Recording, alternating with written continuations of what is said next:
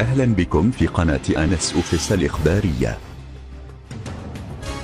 بعد مرور أشهر على تصريحاته التي أثارت جدلا واسعا حول قضية الفنان المغربي سعد المجرد، نشر الفنان الجزائري الشاب خالد أمس الأحد على حسابه بالإنستغرام صورة لسعد مرفوقة بتدوين تعكس ما سبق وصرح به.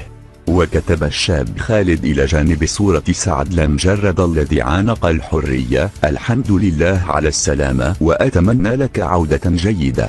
وهو ما جعل المئات من النشطاء يتفاعلون بكثافة، حيث أوضح العديد منهم أن الشاب خالد وبالرغم من تدوينته هذه إلا أنه كان سعيدا بابتعاد المجرد عن الساحة الفنية. ومن جهة أخرى أكد نشطاء أن الشاب خالد يعد من الفنانين العرب الذين استطاعوا إيصال أغنية الرئيل العالمية، وعلاقته بالفنان سعد المجرد جيدة جدا بالرغم مما قيل وما تم تداوله في العديد من المنابر الإعلامية.